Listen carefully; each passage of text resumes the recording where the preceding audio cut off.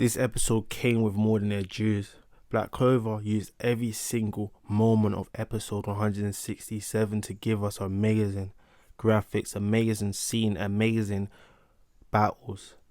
We saw the emotion, we saw the conversation with Asta's demon, we saw Yami, of course, doing what Yami does, being a badass character that he is. We saw Noelle and her conversation with Vanika. Now I want you people relax because this anime is lit and we're going to talk about it. This is anime with 8 stars. Hold tight. Make sure you like, comment, subscribe. Let's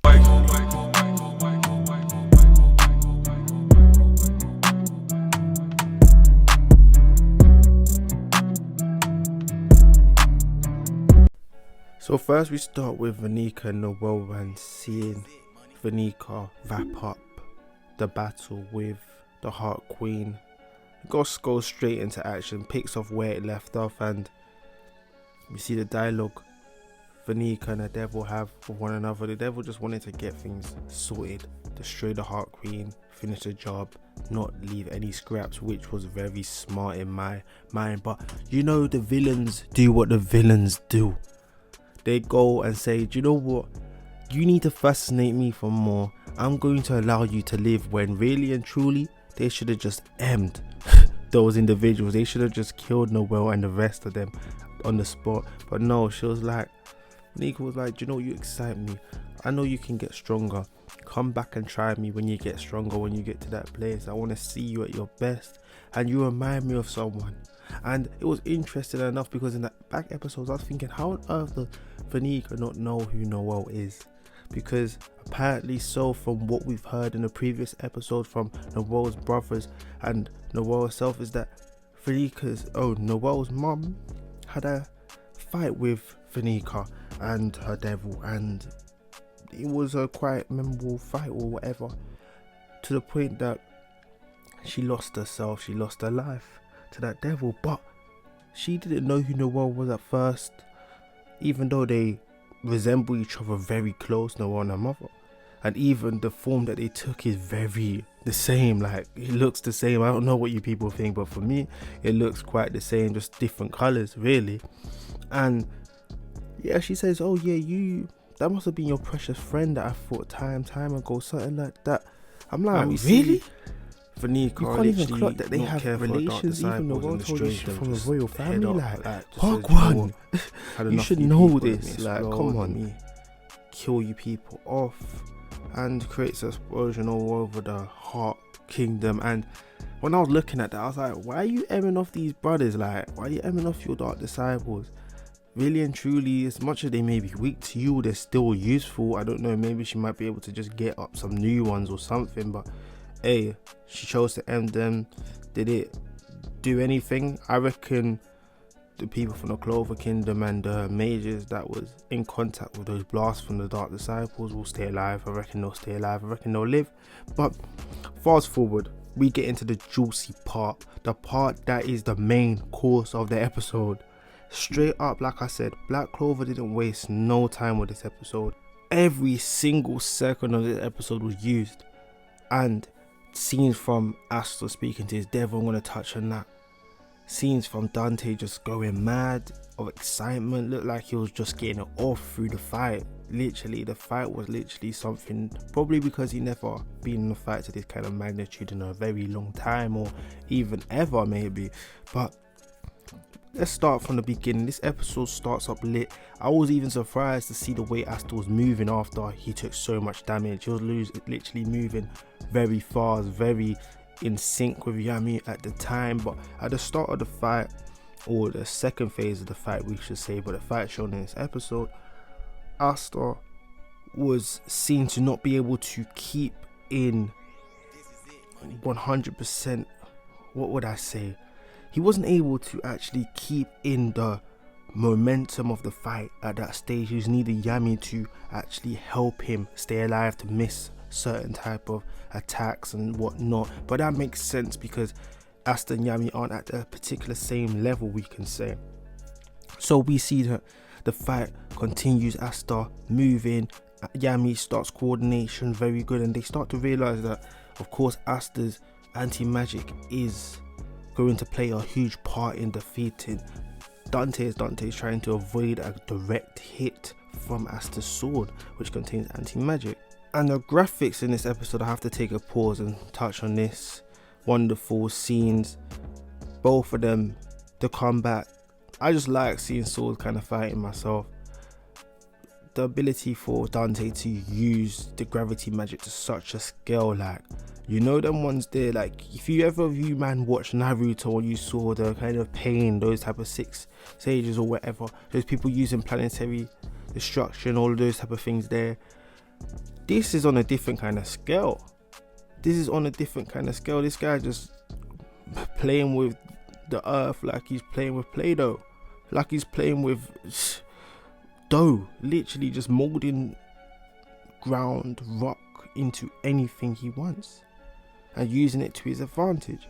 And we see Asta's conversation with his devil. Now this was very interesting. It wasn't even like Asta had to ask too much. Asta just said, "Are you there? I need more strength." And his devil was like, "Yo, I'm here." And I just like, oh, just easy like that. But see the conversation come through, and we realize that it's very interesting because I'm gonna talk about a few things in coming videos I'm gonna release this week.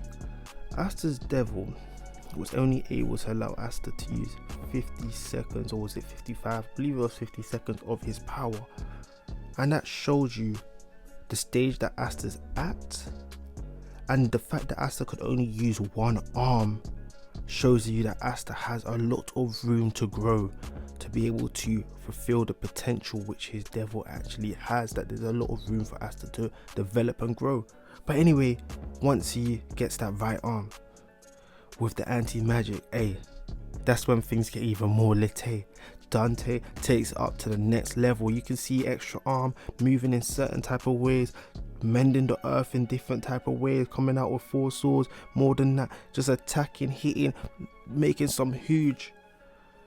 And you can see the episode was literally telling us, 10 seconds, 8 seconds remaining of Asta's anti-magic.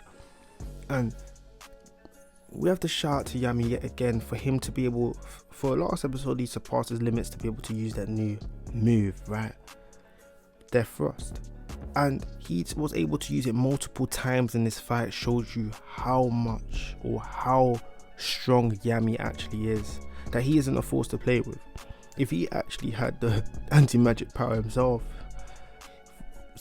him and Asta wouldn't be on the same kind of talking points. I reckon Yami will just take that ish to the next level.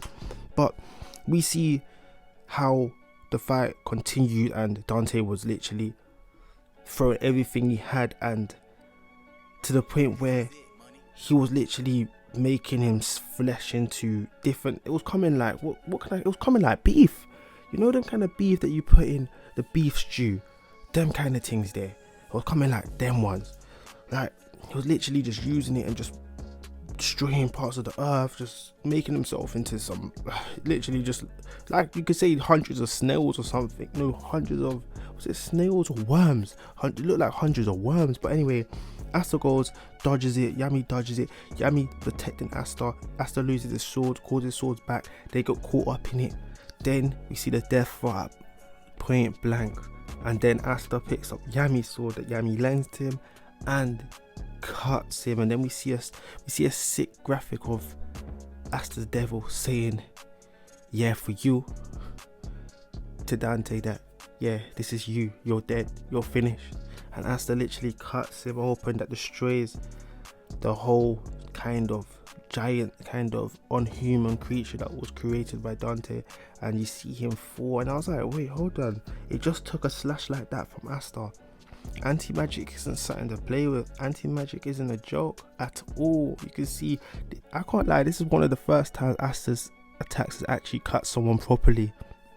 Let me hit it again. This is one of the first times Asta's attacks have probably hit someone properly, you feel me?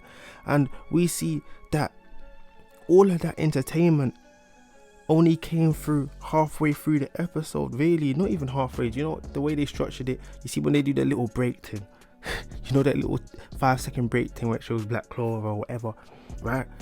And then we see Asta literally exhausted after they defeat Dante, and his arm is literally, you see, it's kind of a cool kind of dark and some writing, no, not even some writing, some black and red design on his arm, showing that anti-magic is embedded into that arm now, and we see that Asta's completely finishing, Yami's holding them up. And it's interesting at this point that we see that other member of the Dark Triad appears, right? Because I'm not going to even talk too much about Black Clover team and Black Ball's just there with Jason for a short moment, and then they remember to restrain Dante. Yami goes over to do it. It's good that Yami went over to do it, because if Asta did, Asta would have been killed, or anybody else would have just been killed at that moment when the other member of the Dark Triad came through. Xenon just came, and it was just like, yo, this brother's able to open portals or something. He has the ability to open portals, and he just shows that he lost respect for Dante, because he was like, wait, how on earth can Dante actually lose? When you was talking all this smack, you was talking about we're gonna conquer this, we're gonna do this, we're gonna play with the earth, all of that. But the way that Xenon was able to just come out of nowhere, do you know what I'm saying? He was just able to come out of nowhere, just able to open space and cut Yami open with his bone magic. It was just interesting. And then obviously they do a flashback of him showing one of his bones that has a little cut in it, and he said, oh, you was able to make a dent in anything you're talking about, you know. But really and truly, in the grand scale of it, like, I don't even know why he even talked about that, because let's keep it 100. He has so many bones. He has so many bones he's able to manipulate, so I didn't really get that. But this guy there being able to defeat Captain Vengeance is such an easy move. Is he stronger than Dante? I might have to talk about, is he actually stronger than Dante? But at the same time, Earth Magic and Yami, Captain Vengeance and Yami, they're not the same. That's my hit on that one. But anyway, this episode comes to an end. Asta wanted to use more of the devil's power, but he was told it was too weak. That must have hurt Asta on a mad thing. We're gonna see a level up from Asta for real. But I actually really want to see how far Xenon can actually be taken. How far he can be taken. Because he did notice Asta having the right arm of anti-magic or whatever, or devil kind of form. And he was interested in seeing. But actually, hold up. Let me retract. There was actually one of his bones actually cracked at that point, showing how it was actually hurt from, you know. But anyway, he has so many bones, so I don't even know why that's really that important. But can't he just heal himself? But anyway, he opens up a portal. That's probably the next magic that he's able to use, maybe some dimension type of magic, or able to, yeah, dimension type of magic really. But anyway, you people let me know your thoughts. Make sure you like and subscribe. I was literally just talking about this episode, just thinking about it. It's quite interesting. The Black Bulls try to attack, but their attacks are in vain. They're just taken out by the bone magic really. Anyway man, you like, comment, subscribe, check out my other videos that'll be coming out this week as well. I'm out.